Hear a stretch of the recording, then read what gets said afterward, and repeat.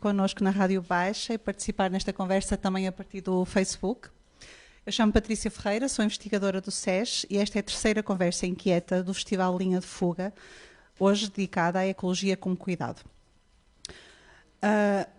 Eu vou começar por apresentar as pessoas que estão aqui connosco na mesa e depois lançar algumas perguntas, e tanto aqui como aí fora, como lá, como a partir do Facebook, contamos com os vossos comentários também aqui nesta toalha de mesa.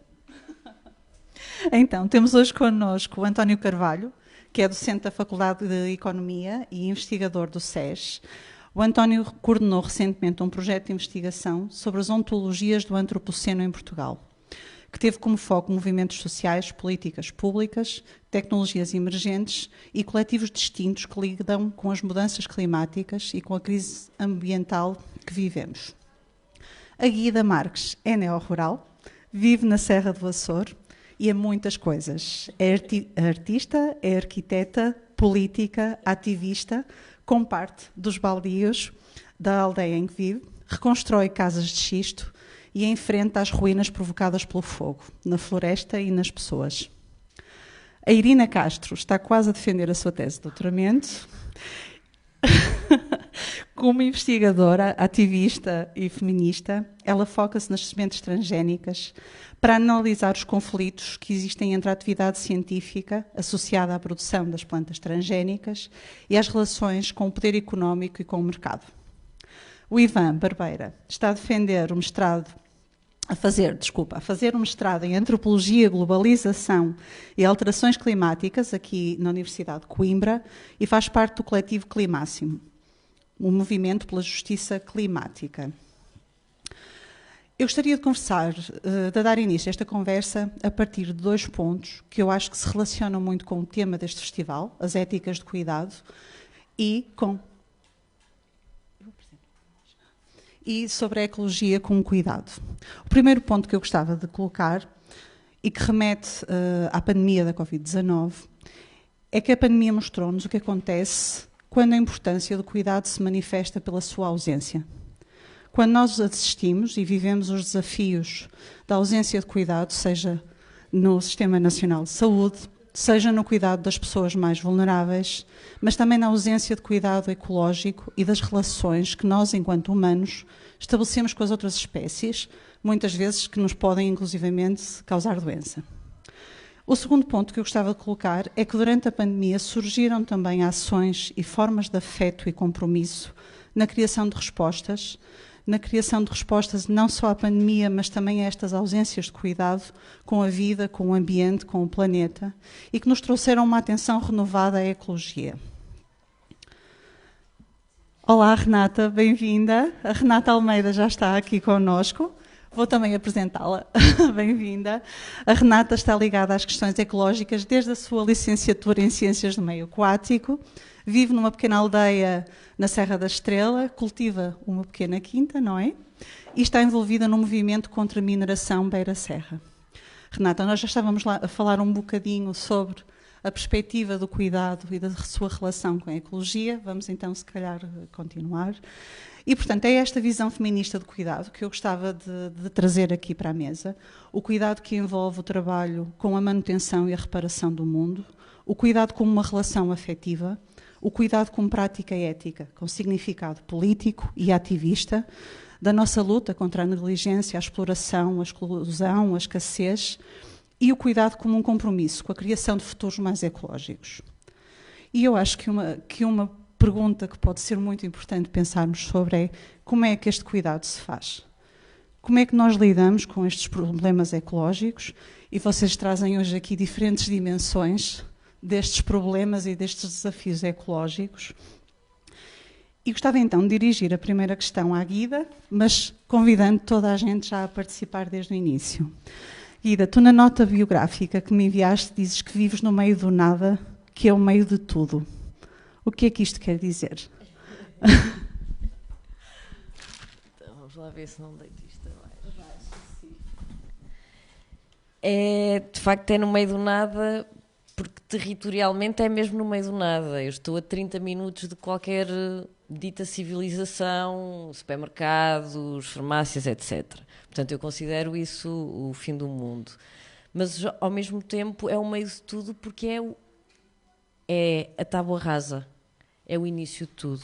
É o ambiente mais natural que nós temos, as coisas mais primárias que nós temos, e é onde, de facto, eu consigo sentir e perceber o que é realmente importante. E esse foi sempre o meu processo, é de limpar, em todas as minhas áreas, e perceber o que é importante. E isso, para mim, é o meio de tudo. É aí que nós começamos. Podemos substituir o meio de tudo para o início de tudo. Porque eu acredito profundamente que nós temos que começar pequeno. Eu acho que qualquer pessoa, não vos conheço pessoalmente, mas, regra geral, as pessoas que se preocupam com esta coisa que estamos aqui a falar, com este cuidado e com a ecologia, nós queremos muito mudar o mundo. Não é? Nós temos todos aquela vontade que vem já desde há muito tempo, de quando éramos mais adolescentes, principalmente, que nós vamos mudar o mundo. Porque aí, nessa altura, é capaz. E eu percebi, ali, no fim do mundo, que nós mudamos o mundo começando pelo vizinho, começando pequeno. E aquilo ali é tão pequeno que as mudanças são podem ser imediatas. E se começar pelo vizinho do lado, pela minha aldeia, que tem 22 pessoas, pela minha união de freguesias, que tem 300, pelo município e por aí adiante, se calhar, passinho a passinho, eu já cá não estarei, viva para ver, mas se nós formos deixando estas sementes, eu acredito que sim, que pode ser mesmo o meio de tudo. Começa no nada. Não sei se queres só partilhar um bocadinho a tua perspectiva sobre a questão dos incêndios e de como é viver no interior e trabalhar sobre as ruínas que os incêndios florestais deixam em lugares como a aldeia em que vives. Pronto, é um tema muito, muito difícil. Eu estive nos incêndios de 2017, portanto eu ainda hoje sofro de stress pós-traumático. Portanto, chega a julho e sou altamente medicada, eu e toda a gente daquela zona, porque nós sabemos que vai continuar a acontecer. Nós temos debatido isso constantemente, ainda agora num grupo aqui com este colega, que tem sido fervorosamente uma conversa sobre isto chega, isto tem que chegar, porque nós todos os anos nos preparamos para morrer. E é muito claro, é para morrer. Porque a coisa está tão descontrolada, os poderes estão tão instituídos, não há de facto um método, porque é uma decisão, é claramente uma decisão política. Se existir um governo, não interessa se é a direita, se é de esquerda, ou que não interessa. No dia em que existir um governo, da mesma maneira que decide salvar uma TAP, decide salvar um banco, decide salvar o país dos incêndios, isso é possível acontecer. E eu acho que quem vive nestes territórios, para nós é tão simples resolver a situação, que é assustador como é que ela não se resolve. Portanto, nós estamos a falar de um território que desde 2017 está constantemente em pânico. Nós não dormimos, nós sentimos o cheiro de uma coisa a queimar num fogão e entramos em pânico. Eu tenho o fogos.pt constantemente em refresh, constantemente. Aliás, já tenho uma aplicação que me avisa quando há incêndios a 40 km de mim. E isto é assustador. E não é só a minha área. Neste momento, este ano, nós tivemos o país todo a arder. E claro, o combate melhorou consideravelmente, mas caramba, nós todos sabemos porque é que eles acontecem, nós todos sabemos como funciona e todos sabemos que é preciso organizar o território. Enquanto essa decisão não for tomada, é muito difícil. Para além de que, obviamente, nós depois com este discurso caímos um bocadinho nas teorias fundamentalistas, negacionistas e que não sei o quê, não sei o que mais, e eu não quero cair, mas nós temos que perceber mesmo que ao não resolver este assunto, e este assunto resolve-se de uma forma muito simples, sem entrando em grandes teorias, que normalmente é o que acontece, é com pessoas, nós precisamos de pessoas, se houver pessoas não há incêndios, e realmente parece que isso não quer ser resolvido. Quase que sentimos, e este ano foi muito claro, nós sentimos que não nos querem lá. E claro que eu não quero entrar aqui num devaneio, mas às vezes vou lá porque nós todos entramos em demência. Eu já tive aqui situações em que eu tive que respirar fundo e pensar, eu estou já é ir para o outro lado. Porque é demasiado simples resolver isto. E eu acho que é horrível para um país nós sentirmos que não nos querem naquele lugar. Quando aquele lugar... E falamos... Quer dizer, nós temos as notícias todas constantemente a falar de alterações climáticas. As alterações climáticas resolvem-se de uma forma primária com aquilo que já existe, que é a natureza. Ora, se a natureza já existe e ela está neste local, está neste interior... Porque raio é que nós não a estimamos primeiro antes de começar a pensar em carros elétricos, em brutais campos de produção de painéis solares? Porque é que não começamos primeiro por estimar aquilo que já naturalmente faz o seu papel? E depois sim, porque é inevitável, o mundo vai mudar. Agora, eu tenho muito medo. Eu tive uma conversa ainda há estes dias com umas pessoas em que para eles era muito claro, isto vai acabar. E eles diziam com toda a clareza... Daqui a 10, 20 anos ninguém aqui está. E isto é assustador. E realmente eu acho que a minha geração tem aqui um grande problema, é que nos foi tudo muito facilitado, nós não tivemos que lutar por nada, foi-nos dada toda a liberdade. Quer dizer, eu lembro-me de no secundário fazer manifestações pela educação, sim senhora, mas nós não saímos à rua. Nós deixámos, há aqui um período... E não é que eu acho que as manifestações resolvam alguma coisa, mas para mim é assustador ver a Serra da Estrela a arder e nós todos a comer pipocas, a ver a televisão. E muitos dos causadores da Serra da Estrela estar a arder estão a ver a televisão e a dizer: ai, que desgraça. E isto levanta uma questão muito pertinente, mas pronto, também não me quero estender muito, que é esta questão da obrigatoriedade agora do registro dos terrenos rústicos. E está a levantar imensas questões, porque raio é que as pessoas têm que mapear os terrenos, e por mais duro que seja, se a pessoa não tem capacidade para ter um terreno, não o pode ter. O que é que ele vai ser feito? Nós todos temos muito medo. Mas se as pessoas não têm capacidade para cuidar de um terreno, não o podem ter. Esta desculpa de que não posso limpar porque não tenho meio como, eu se tiver um carro e não tiver dinheiro para pagar o seguro, eu não posso andar de carro. E neste momento, estas parcelas rústicas são um perigo para todos. E elas têm que ser vistas como tal. Não sei se alguém quer seguir, comentar o que a Guida disse. A partir da Serra da Estrela, Renata, quer conversar? Sim. Sim, compreendo perfeitamente, porque eu também vivi tudo isto e sei o que é estar sempre agarrado ao fogos.pt. E agora no 10 de agosto, por exemplo, na zona onde eu estou, quase todos os companheiros do movimento voltaram a ter as quintas Ground Zero. É como se fosse zona de guerra. E isto é demais. É demais. A questão das pessoas é muito importante. Enquanto efetivamente havia gente no território, o território estava cuidado. A floresta, com o abandono agrícola, aproximou-se mais também das povoações. As coisas não estão regadas, portanto não têm umidade. As secas são cada vez mais frequentes e mais extremas. E há aqui muitas outras questões, como sabemos também. Independentemente das causas, como diz a Guida, todos conhecemos, efetivamente as condições atuais agravam-nas. E a verdade é, como dizemos lá em casa, a floresta pode estar seca, pode estar tudo muito seco, mas se ninguém atear o fogo, não há fogo. Portanto, a questão das causas não está a ser cuidada e nunca houve interesse, porque há muitos interesses e não houve interesse em olhar para elas.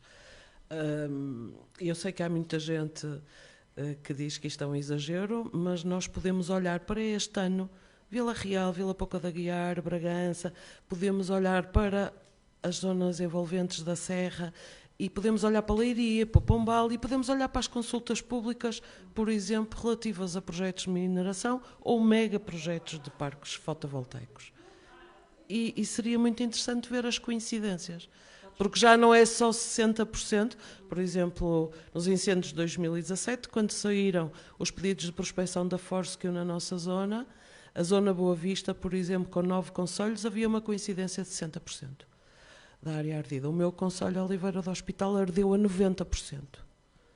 Portanto, foi devastador, com perdas de vidas, com tudo o que nós sabemos, não é? Mal estávamos a recuperar e temos companheiros que replantaram, nestes 5 anos as plantas cresceram e agora iam colher novamente e ardeu tudo outra vez no dia 10. E já em julho passámos aflições imensas e estamos sempre nesta aflição. Portanto, este é um aspecto do descuido. O descuido a nível estatal e da sociedade em geral. Todos queremos muito calor no verão para irmos para a praia, para termos boas férias, mas este querer coletivo colide com de facto o que é necessário e que nutre e que cuida, como haver também dias de chuva, haver outro tipo de situações em que efetivamente a vida pode prosperar. E assim não estamos a esterilizar completamente o solo e não estamos a cuidar a floresta, não é?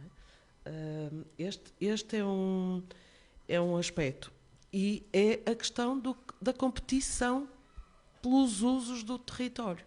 E por este desligamento da natureza que nos leva a ver as coisas como recursos e não como a tal casa comum que tem que ser cuidada. E neste descuido estamos a comprometer a nossa própria sobrevivência como espécie. Portanto, o cuidado vem de cogitar, não é? Implica um pensamento, implica pensarmos o que queremos de facto e como queremos prosseguir e a responsabilidade que temos relativamente não só aos que aqui estamos agora, mas a todas as gerações vindouras. E este descuido inclui esse estarmos efetivamente a usufruir desta casa comum e a não cuidarmos a continuidade dos que virão depois de nós. Irina, posso passar-te? Desculpa. Achei que... Ok. Esta questão do cuidado do solo, do cuidado do lugar onde se vive e das espécies que lá estão connosco e que fazem parte do futuro desses lugares, eu acho que é algo que cruza todos os temas que nós temos aqui na mesa. Talvez a questão da contramineração, sobre o qual também gostava de te ouvir falar, Renata, e desse movimento, creio que também se relacionará com toda esta questão e do que vai acontecer também às nossas serras com esse extrativismo. Não sei se queres acrescentar alguma coisa, se gostavas de falar um pouco sobre este movimento, e eu gostava de perguntar quem é que são os aliados deste movimento, com quem é que nós podemos contar neste momento, nestas lutas. Irina, no teu ativismo, não sei se queres também acrescentar alguma coisa a isto. Gostava de ouvir a Renata. Basicamente, a maior parte destes movimentos surgiram como movimentos da Associação Livre de Cidadãos, a partir do momento em que começaram a ser conhecidos os pedidos de prospecção que estavam sobre os territórios, não é? Ou seja, como eu dizia ainda em 2019, de repente começaram a chover pedidos de prospecção, as populações não sabiam nada, mas já se sabia, obviamente, no governo, que inclusivamente tinha estado a incentivar e a divulgar as ótimas condições para a mineração do nosso país, no estrangeiro, sabia-se nas universidades, sabia-se já a vários níveis, mas a nível de população, nada. Portanto, era um desconhecimento total. E temos que ter em conta que isto vai afeta drasticamente a vida das populações locais para além, obviamente, também do ambiente e de toda a biodiversidade nessas áreas, mas as populações têm o direito de dizer não. E este desconhecimento, este blackout favorece a falta de empoderamento para contestar. A questão dos incêndios colocou-nos, desde 2017, nesta situação. Esta questão que a Guida descrevia é real. O sentir o cheiro, ver onde é, imediatamente parar, ver a que distância está tudo isto, esta aflição é permanente. E este ano tem sido ainda mais.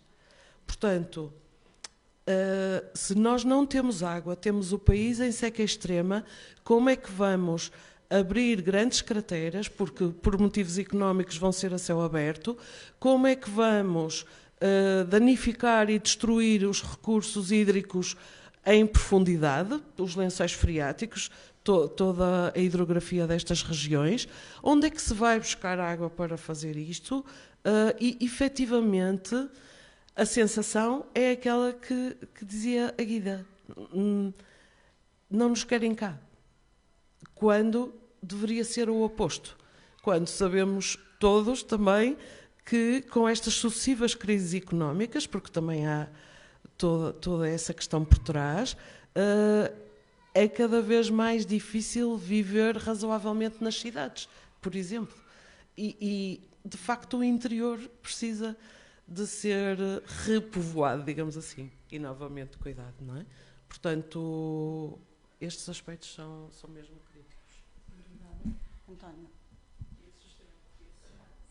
Não, aquilo que foi mencionado anteriormente, penso que é uma boa ilustração de algumas das contradições associadas àquilo que nós hoje em dia designamos como a transição energética ou a transição verde, não é?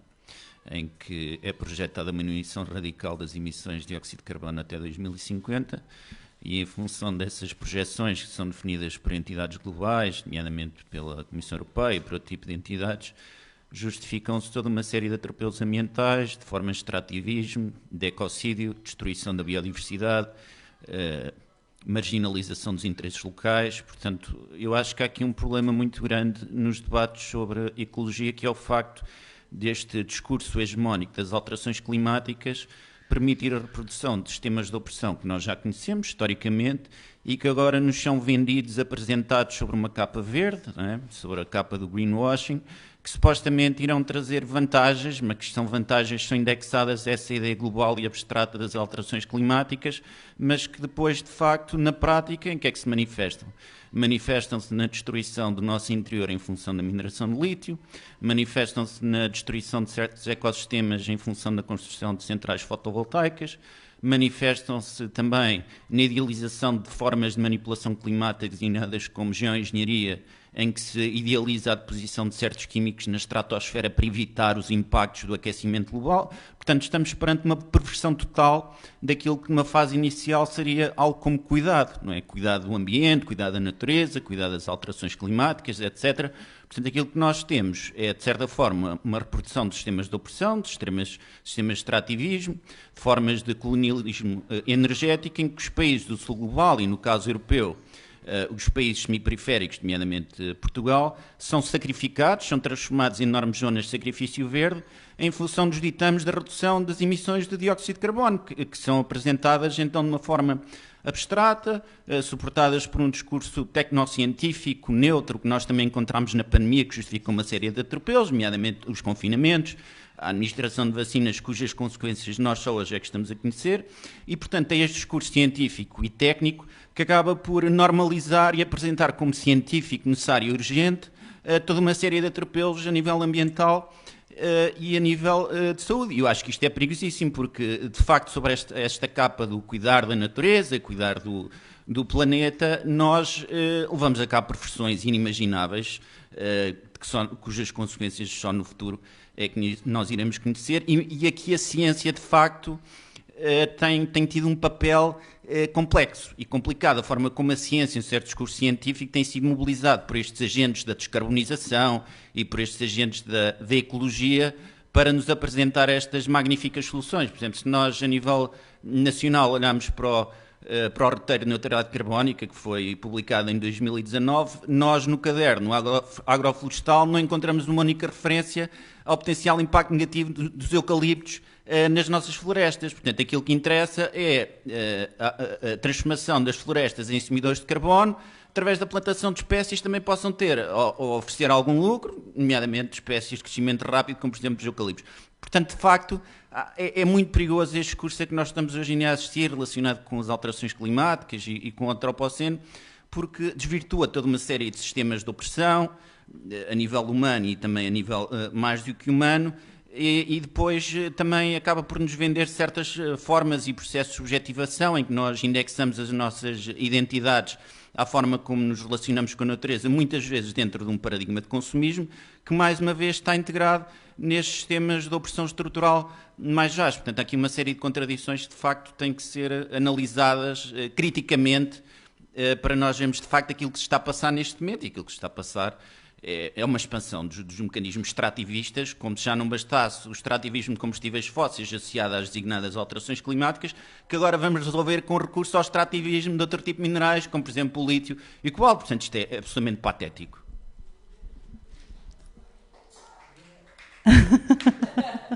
Com direito a aplausos. Não sei se alguém quer acrescentar alguma coisa que o António disse. Ok, claro.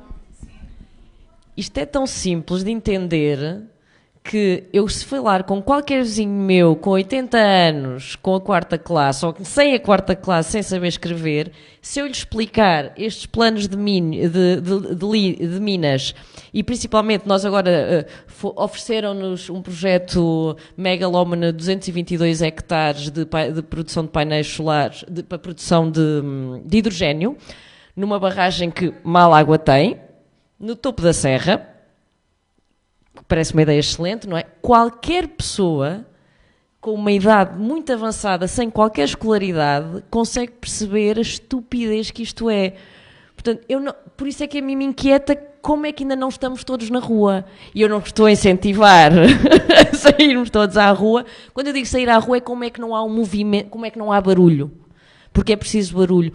Porque eu acho que nós todos temos as nossas vidas tão em modo automático, que não pensamos, é que a mudança não é daqui a 50 anos, como se falava da camada do ozono. É agora, é daqui a 10 anos, estes territórios não vão existir. É daqui a 10 anos. Não é daqui a 50. Isto, para mim, é gravíssimo. Como é que não se está a discutir isso? Ivan, como é que movimentos como a Climáximo lidam ou tentam lidar no terreno, ao nível político, nas diversas escalas, com estas questões que estamos aqui a falar e que se cruzam todas com as alterações climáticas, com o aquecimento global e com esta profunda desigualdade e injustiça que são as consequências nos lugares em que se vive e de uma falta de responsabilização e de envolvimento das élites que efetivamente nos condenam também a isto? Primeiro de tudo, sumarizaste muito bem qualquer tipo de pontos que nós podíamos querer abordar. É ótimo, é ótimo. Foi tipo pau, tudo. Mas, portanto, olhando então para a Climáximo em si, o grande talking point da Climáximo, pronto, é um coletivo de desobediência civil, ação direta, anticapitalista, diz estar na linha da frente. Claro que estar na linha da frente às vezes acaba por ser isolante e um bocado sozinhos. Por isso, às vezes, também andamos para trás para conseguir comunicar e fazer uma simbiose com os outros grupos. Mas o que nós todos sabemos é que é o discurso que nós dizemos, os governos estão a falhar, tudo o que nos é prometido tem estado a falhar, tipo, os acordos não são ambiciosos o suficiente e, portanto, o que coletivos como o nosso tentam defender é que temos de ser nós a agir.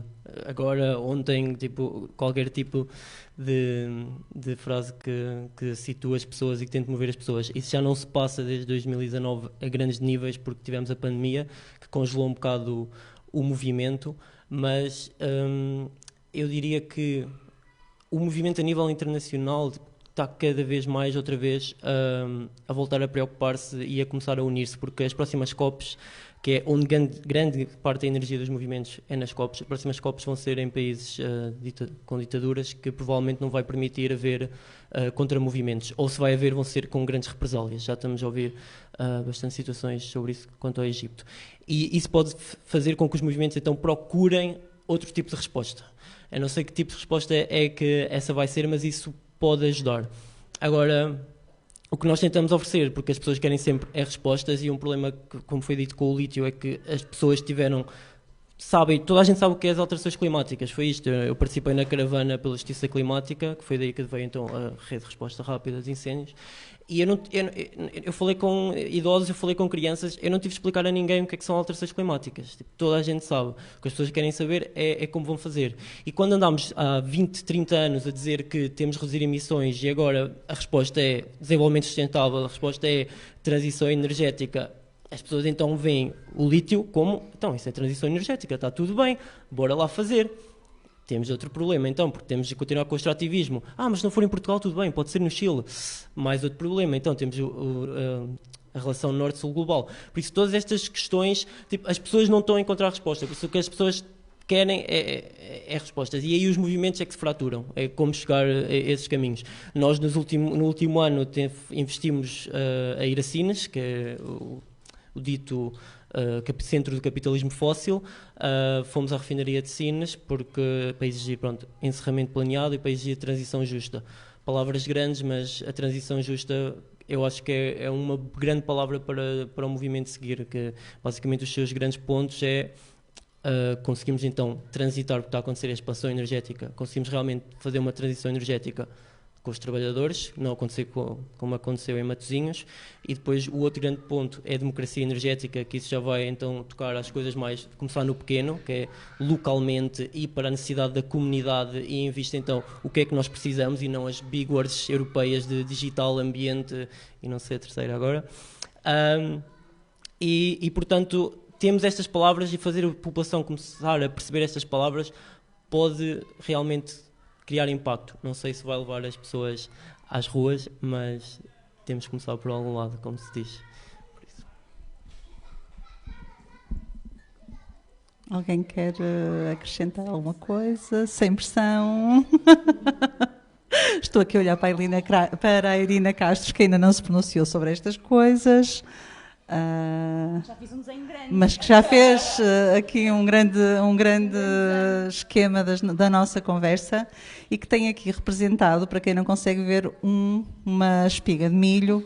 E talvez isso encadeie com a pergunta que eu tinha para a Irina, porque a Irina, na sua tese de doutoramento, em breve defendida, trabalha como investigadora, mas também como ativista, sobre a produção de sementes transgénicas. E eu gostava de pedir à Irina para falar um pouco, a partir da sua experiência no México, mas também cá e na Europa, sobre estas questões, para nos falar um pouco sobre o que é que estas sementes e estas plantas fazem aos nossos solos, fazem à diversidade, fazem à soberania alimentar, e o que é que elas representam como produto de uma ciência que alimenta o mercado.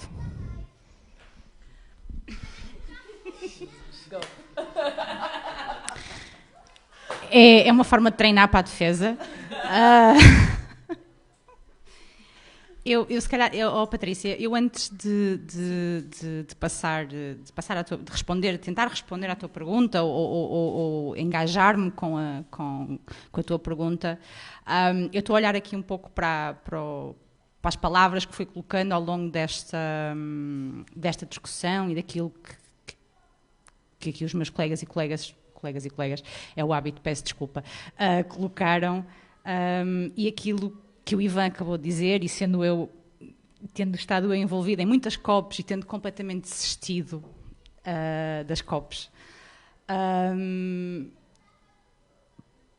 por um lado sinto uma enorme gratidão de vocês continuarem a organizar-se e continuarem a utilizar os momentos das COPs como catalisador deste movimento, porque efetivamente eu acho que ao fim de 6, 7 COPs uma pessoa começa a ver que as coisas não se desenvolvem, não evoluem, e um bocado que arrumamos as botas, não é, dessa luta, e vamos para casa e temos esta ideia de pronto, vamos crescer, mas realmente não é isso, não é? E acho que a Climáximo manteve esse espírito ativista, desobediente, insurrente, e realmente o trabalho que vocês fazem é extremamente importante. Todo o trabalho que vocês fizeram em torno da possibilidade de prospecção de petróleo na nossa costa, toda a denúncia, as invasões, as ações, toda essa ação direta, pacífica, porque acho que é importante também dizer isso, né? Que vocês têm uma estratégia de desobediência civil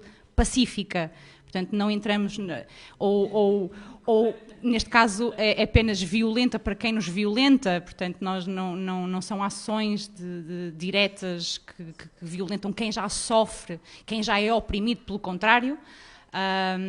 E eu ouvir-te agora, a única coisa que eu sinto e que te tenho que dizer é obrigada por manteres esse ativismo, por manteres essa garra e por manterem essa luta ativa.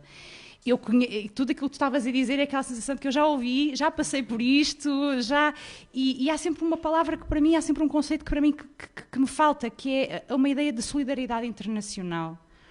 A dificuldade que é criar relações internacionais, de sermos internacionalistas, de efetivamente conseguirmos criar redes de solidariedade, um pouco dentro da filosofia de Che Guevara. E isto realmente tem sido um grande desafio e acho que merece reflexões e, acima de tudo, merece que continuemos a tentar buscar os princípios e as ações que nos permitem fazer construir essa solidariedade internacional e, nesse sentido, efetivamente, os momentos das COPs são estratégicos, portanto eu acho que nós não podemos olhar para as COPs como os fins, mas como momentos estratégicos para a construção desse movimento. Relativamente às sementes transgénicas, dizer que eu sou contra. Pronto. Contra. Porque às vezes a forma como podemos colocar, estuda as sementes transgénicas, se calhar gosta das sementes transgénicas. Não. Não, eu na verdade vejo as sementes transgénicas como zombies, quase como se estivéssemos realmente dentro de um Walking Dead, mas em vez de pessoas temos espécies. E não é só no caso das sementes, porque os transgénicos hoje ultrapassam a forma da semente, existe o salmão, o eucalipto transgénico que eu aqui escrevi também, porque ele já tem ensaios no Brasil, há muitos ensaios com eucalipto transgénico, e eu já tenho tentado alertar algumas pessoas que mais tarde ou mais cedo vamos nos defrontar com esta situação cá, porque é supostamente um eucalipto transgénico que cresce mais rápido e que, portanto, vai estar menos exposto, teoricamente, dizem eles, ao fogo. Ele não pode ser plantado cá. Se existe, é ilegal. E se é ilegal, diz-nos. E falamos com a Climácia e vamos lá abatê-los. Fazemos uma ação direta, mas em teoria não existe. Isto é outra coisa que é importante. Eu tenho muita pena relativamente aos transgénicos de ser cidadã de nacionalidade portuguesa, porque Portugal, juntamente com a Espanha, são os dois únicos países europeus que têm autorização pela plantação de transgénicos, neste caso do milho transgénico, o MON 810, ao contrário da tendência europeia que tem sido a rejeição dos transgénicos. Mas isto não significa que a rejeição dos transgénicos signifique que haja uma mudança de paradigma relativamente à produção agrícola, porque os híbridos mantêm-se, existe uma relação direta entre os híbridos e os transgénicos, portanto fazem parte do mesmo sistema, fazem parte de uma ideia de subsumir a agricultura ao capitalismo e, portanto, transformar os meios de subsistência dos agricultores, dos camponeses, mas também dos trabalhadores, numa forma de produção de lucro de meia dúzia de burgueses. Pronto, eu falo mesmo, vou falar mesmo assim, vou colocar mesmo assim hoje as coisas como elas são.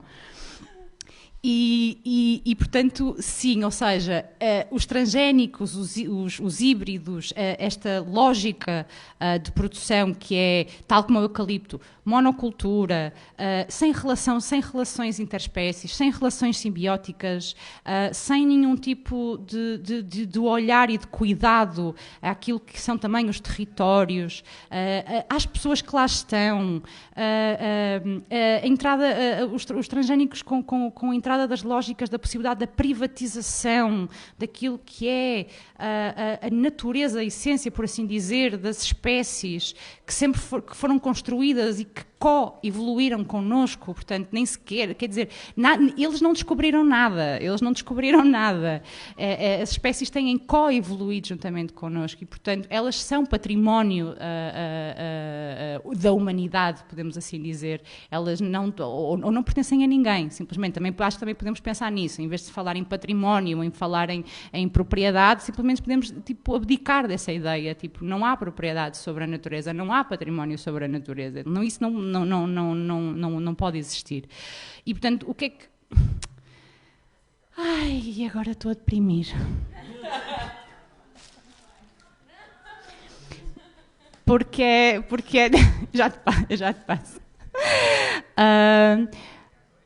Então, sim, porque isto realmente é um problema de quem faz ativismo antitransgénicos e a plataforma antitransgénicos tem passado por diversos momentos melhores e piores, mas todos os movimentos assim o são. Aquilo que eu gostava só de acrescentar é aqui o papel da ciência. E também dar um bocadinho, engajar-me ali também um bocadinho com o que o António disse. Sim, existe, é verdade, há um discurso científico que se alinha muito bem com os interesses, neste preciso momento, que existe por trás, né, deste greenwashing, os interesses económicos que existem da produção, de continuar a exploração, a expropriação, como é que tu dizias? Não era exploitation, é extrativismo. Portanto, existe esse discurso científico, ele é hegemónico. Eu tento explicá-lo de várias formas, uma delas é o processo de subsunção da ciência ao capital, e aqui nós os dois, enquanto cientistas, entre aspas, sociais, que sofremos também um bocadinho aquilo que foi o processo de proletarização e precarização do trabalho científico e do trabalho académico, a necessidade de chegar efetivamente ao fim de 3 anos e conseguir garantir que temos o nosso salário e que conseguimos ter um emprego, porque ao fim de algum tempo, na verdade, a única coisa que nós sabemos fazer é escrever artigos.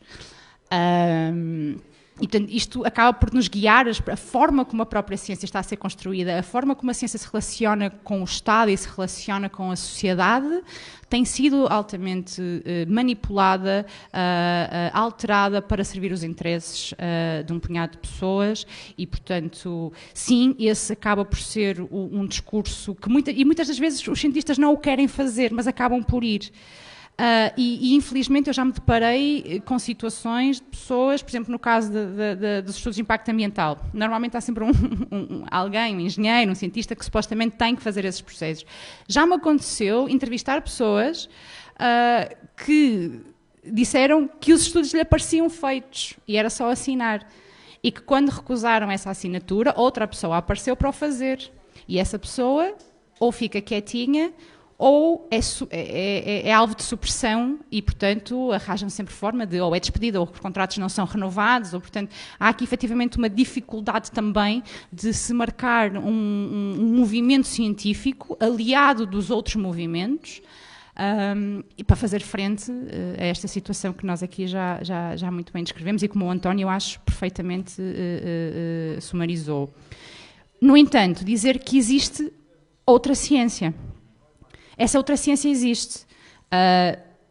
Não querendo ser um bocadinho... Pronto, eu acho que faço parte dela, o António faz parte dela, nós tentamos construir essas escolas, muita gente aqui que está associada a movimentos tenta fazer parte dela, sendo reflexiva também, portanto, pensando também no papel que nós temos, porque nós também, cientistas, também somos extrativistas, também podemos cometer extrativismo e, portanto, sim, essa outra ciência existe e se calhar precisa de mais visibilidade e se calhar aquilo que nós aqui precisamos em Portugal, como existe no México, como existe em outros países do mundo, principalmente no sul global, com grandes movimentos de científicos comprometidos pelo ambiente e pela justiça.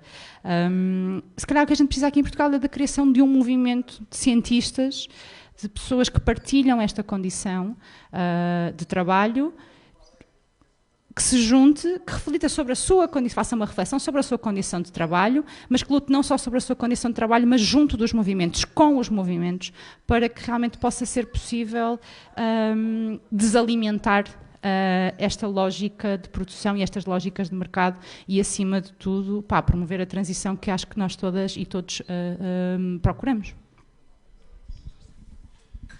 Eu se calhar pegava só na deixa da Irina, quando há bocadinho disse que estava a deprimir, e anteriormente também já vimos aqui alguém dizer, que penso que foi a Guida, se não estou em erro, que tinha ficado com stress pós-traumático devido aos incêndios de 2017.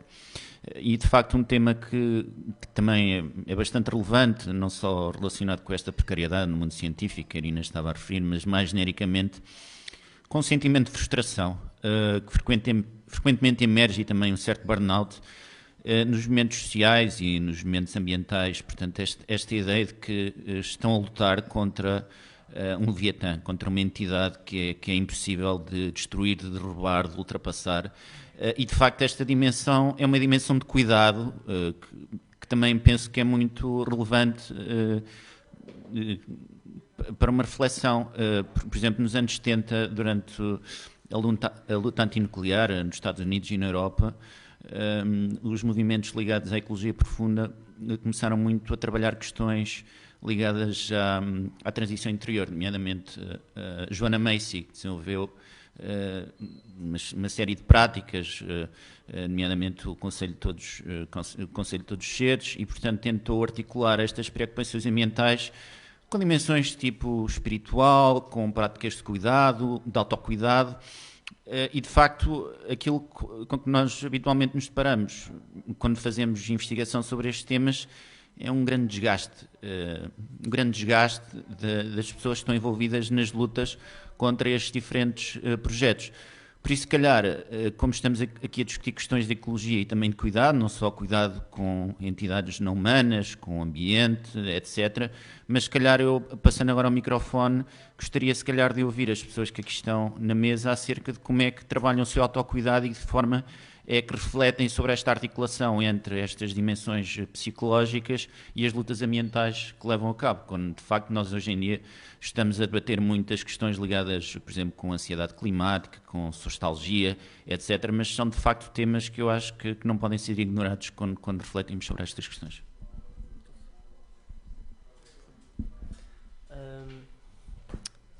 Primeiro de tudo, ansiedade climática, existe um grupo que é o Ecopsi, psicólogos que tentam tratar esse assunto e falar, pronto, criar conteúdo sobre esse assunto, é uma boa referência. Quanto à questão do cuidado, sim, foi um grande tema este ano, principalmente porque, o burnout existe e este ano, por exemplo, o nosso coletivo decidiu, e nós normalmente focamos todos numa grande ação e trabalhamos nessa grande ação. Este ano nós decidimos dividir as energias. Deu para fazer muita coisa, deu para estar em muito lado, deu para sermos uma boa referência. Muita gente ficou com burnout, muita gente saiu do movimento, muita malta nova que queríamos que continuasse saiu logo porque foi demasiado. E, portanto, a questão de cuidado tem sido pensada, que é sempre difícil, porque nós estamos numa sociedade que só pensa em produção, só pensa numa sociedade patriarcal, não pensa no lado do trabalho reprodutivo, do trabalho de cuidar, do que é que isso implica e de como é que isso é reconhecido. Nós não temos essas bases, nem a nível de políticas públicas, vê-se a educação e a saúde, que não são tão investidas, nem mesmo a nível psicológico, social. Mas temos tentado fazer coisas, nós... por exemplo, coisas práticas que já não parece assim tanto teórico, mas tentamos fazer diretamente o acompanhamento de pessoas, isto é, temos pessoas novas a coordenar coisas, as outras pessoas fazem acompanhamento com elas, saber como é que elas estão, falar, nós sempre no início das reuniões fazemos um check-in, 5 minutos, falar das coisas, essas coisas pequenas são importantes para o movimento, estar a acompanhar as pessoas. Fizemos sessões, chamámos as sessões feministas para falar também destas questões, trabalhamos com o movimento, mas também fizemos sessões específicas, tanto para dinâmicas de poder e como está no movimento horizontal quando existem estas relações, mas também para pensar em cuidado. Por isso, o nosso coletivo e o movimento sabe que precisa disso e tenta pensar sobre o assunto, mas é sempre algo difícil de pensar porque não sabemos tanto ou não pensamos tanto. Por isso é que eu achei esta conversa também bastante relevante e interessante. E pronto, remato por aqui, se alguém quiser mais continuar. Para mim tem sido importante pensar como é que chegamos aqui e porquê é que chegamos aqui. E eu acho que se recuarmos, temos há cerca de 200 e tal anos mudanças importantes relativamente ao pensar e à forma de pensar e a como pensamos as coisas. E temos um acelerar de toda esta sociedade profundamente materialista e, mais recentemente, profundamente consumista. E eu acho que isto está tudo interligado. Não me surpreende também que a doença da nossa civilização seja o cancro, porque estamos com este Deus do crescimento em todos os níveis. Portanto, para mim é importante procurar um tipo de pensar que retome tradições que estão mais lá atrás, mais fenomenologistas, que permitam de facto ultrapassar toda esta castração, digamos assim, de uma filosofia que nos impede, quase que nos diz não se pode conhecer as coisas. Portanto, procurar outras formas de facto chegar ao conhecimento e conhecer a essência das coisas, perceber que cada coisa quer ser conhecida de uma determinada forma. Portanto, se nós não tivéssemos abandonado essa linha, por um lado precisamos possivelmente dela e de nos afastar desta forma da natureza para também nos tornarmos completamente independentes, mas por outro lado distanciámos-nos de tal forma que já não percebemos que estamos interrelacionados em rede de forma tão intrínseca que não é indiferente que morra 1 milhão de espécies e que desapareçam da face da Terra. Que não entendemos que a monocultura fora é pensamento único e hegemónico dentro. Que não possamos perceber que se cultivamos separado da terra e em solos artificiais e dizendo que as plantas bebem e só lhes damos os nutrientes, temos uma alface com forma de alface, mas não nos alimenta como uma alface, crescida no solo, um solo saudável e ao sol, sem estar a ser também transformado e modificado. Portanto, perdemos a sensibilidade para todos estes aspectos porque nos desligamos profundamente e com este crescer, perdemos em 2 gerações, basicamente depois da Segunda Guerra, 2, 3 gerações, aquilo que era uma certa temperança, vou usar a palavra, sei que caiu em desuso, mas que podemos agora associar a pensadores como um Pierre Rabhi ou outros, ou um Serge Latouche, de um decrescimento, de uma sobriedade que, de facto, são necessários para podermos viver em consonância com um planeta vivo e disponível para as futuras gerações. Nós estamos a aproximar-nos do fim desta conversa. Obrigada por teres levantado esta questão, António, do cuidado e da escuta que é necessária às vezes para também percebermos o cuidado de quem segue connosco e está connosco e de nós próprios para lidar com estes desafios.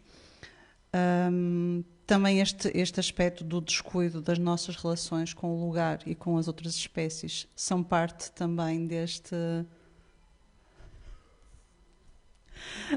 desculpem. do que temos vindo aqui falar. Eu gostava de fazer aqui um pequeno remate e talvez depois lançar uma última questão a toda a gente, se quiserem ou não, depois falar também sobre isso.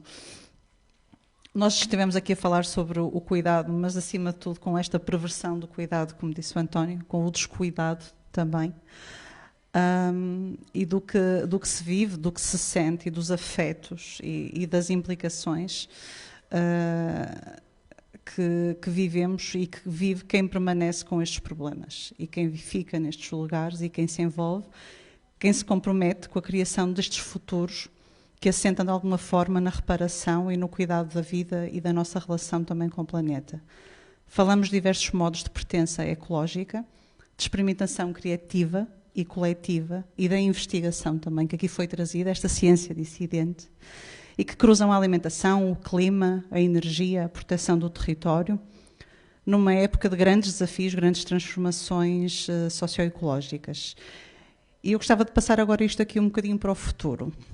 Pegando aqui neste chavão do antropoceno, e se calhar começo aqui com o António, que trabalhou muito sobre as visões do antropoceno, que lugar é que nós ocupamos aí, mas não só nós, as outras espécies que seguem connosco, os mais que humanos, que lugar é que o futuro espera e que tipo de relações é que são possíveis num futuro em que a ecologia possa, de alguma forma, ainda manter esta vertente de algum cuidado que nós estamos aqui a resistir e a procurar manter. Posso começar contigo? Sim.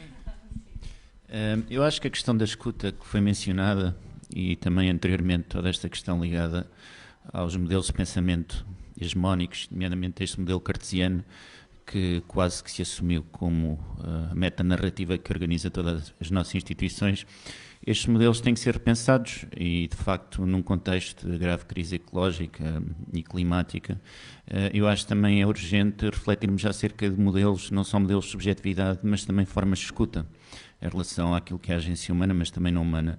E, de facto, um trabalho que tenho vindo a desenvolver é pensar aqui o papel não só da questão do afeto, mas também das questões de espiritualidade e da própria arte, enquanto potenciais formas de nós reinventarmos esta subjetividade moderna ou subjetividade cartesiana e, de facto, isso obriga-nos a entrar em caminhos algo especulativos, mas que podem ser considerados quase como caminhos poéticos, não é? De certa forma, argumentando, como dizia Heidegger, que a ciência não pensa e, portanto, nós para encontrarmos formas de pensar e formas de refletir, se calhar temos que abandonar as narrativas, os discursos, as formas de pensamento dominantes e abraçar outras formas de pensamento que nós não encontramos nos modelos de planeamento da Savannah Resources ou da Luz aos Recursos ou de qualquer empresa que visa construir centrais fotovoltaicas, porque tem uma visão do território completamente materialista, desligada da questão local, em que reduz tudo aquilo que seja a agência apenas indexada ao seu potencial económico e de lucro. E, portanto, acho que é de facto urgente especularmos acerca de alternativas a aquilo que nós designamos como ontologia moderna, e provavelmente será um trabalho que tem que vir a ser desenvolvido no futuro para repensarmos também o próprio papel do humano nisto tudo.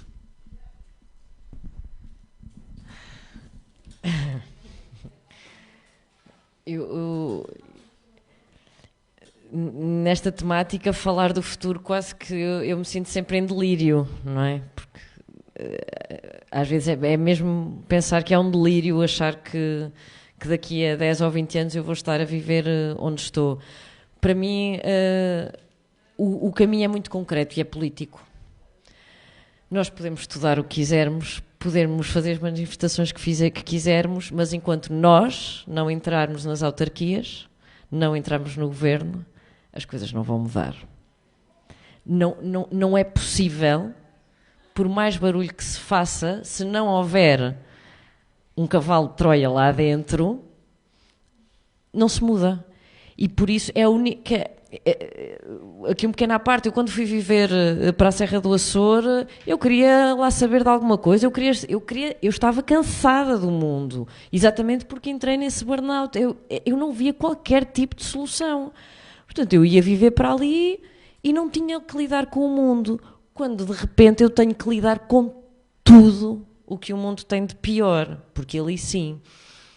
E faço parte do executivo da Junta de Freguesia, e aí é que eu reparei que afinal aquilo que nos diziam, que os políticos é tudo a mesma coisa, o sistema é muito difícil de mudar, não é. Basta um de nós estar lá dentro. Porque é tudo uma questão de decisão. É uma decisão de quem está numa junta de freguesia, numa Câmara Municipal, é tudo uma decisão. E se a decisão dessa autarquia for o planeta, for o ambiente, o que quer que seja, eles vão fazer tudo para que isso aconteça. Eu não tenho a menor dúvida. E acabo como comecei, que é pelo vizinho do lado, pela aldeia, pela junta de freguesia, pela vila, pela cidade. porque essa é a informação mais direta, porque ela é real. Não nos adianta fazer grandes campanhas, porque as pessoas não querem saber. As pessoas não têm tempo para querer saber, portanto, veem aquilo que lhes aparece. Apesar desta atitude um bocadinho positiva, de que eu acho que sim, que nós temos que intervir, temos que entrar na política e temos que a mudar de alguma forma, eu desde que me fizeram o convite para estar aqui, eu achei muito interessante a palavra do cuidado, porque ele tanto tem que ver com a cura como um estado de alerta. E eu, como membro de uma autarquia, dizem sempre que nós temos que ser muito cuidadosos, nós temos que ser muito tranquilos para cuidar. E eu sou péssima nisso porque eu estou em alerta. O meu cuidado, neste momento, não é um cuidado de ternura, é um cuidado de o que aí vem é muito feio. E pronto, e para gerirmos isto tudo, temos mesmo que ir para um sítio onde a minha geração decidiu que não ia, que é a política. Esse jogo de palavras foi incrível. Ok, primeiro só comentar rapidamente que no meu primeiro ano no meu coletivo eu senti duas coisas. Primeiro senti, coletivo, internacional, nacional, muitas coisas, muitas campanhas, muitas ações, não sei o quê. Onde é que estão as pessoas? Tipo, ainda por cima, eu vim de Coimbra para Lisboa, tipo, à metrópole, para a capital, para olhar para fora, olhar para a Europa. E eu, tipo, onde é que estão as pessoas? Tive a caravana para curar um bocadinho o coração sobre isso. Mas por isso percebo esse ponto, mas depois do outro lado, para as pessoas que estão no movimento, se afastam da rede.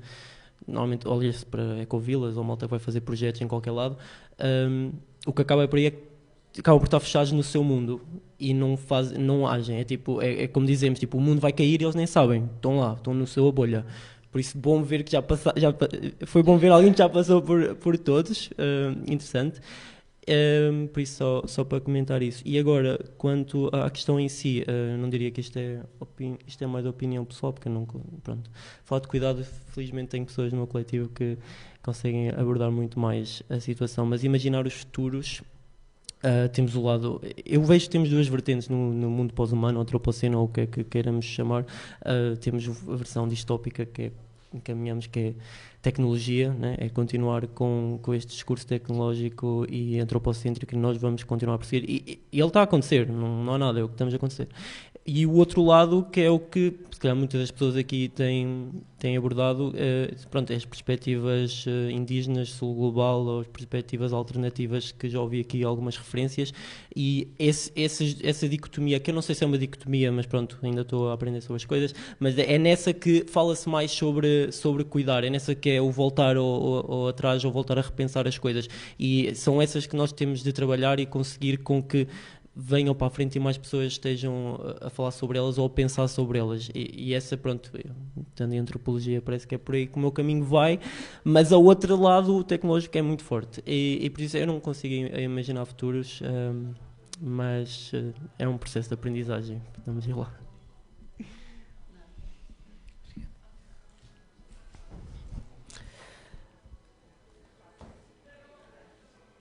Eu sei como gostaria que fosse o futuro.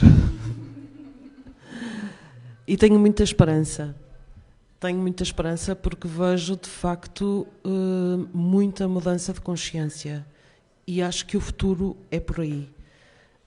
É fundamental mudar a consciência que temos das coisas, de facto, de qual é o nosso centro pessoal, onde estamos, esse meio de tudo, meio de nada, e o respeito e o cuidado pelo que nos rodeia também. E nós só podemos cuidar se conhecemos. E só podemos cuidar se amamos. Portanto, é fundamental e conheço gente a trabalhar em todas as esferas. Para mim, a ação política é tudo o que fazemos. Não tem necessariamente que ser partidária ou no sistema. Acho que ser um cientista da outra ciência é uma ação política, ser um jornalista ou uma jornalista que traz estes temas é ação política, tudo o que fazemos é de facto ação política. E se tudo isso nos conduzir a que mais consciências mudem e que mais pessoas possam ter um pensar não meramente intelectual, desligado, dualista, mas que passe pelo coração e que passe de facto pelo amar cuidador, e que comece na infância também, sobretudo. Eu acho que o futuro poderá haver futuro, porque eu acho que se não mudamos não vai haver futuro, portanto é um bocadinho mais radical.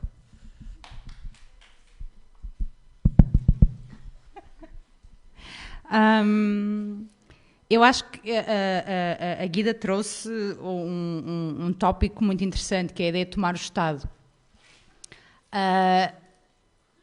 Eu já dei os meus 20 cêntimos também para essa estratégia e agora estou um pouco mais na estratégia de tomar os meios de produção.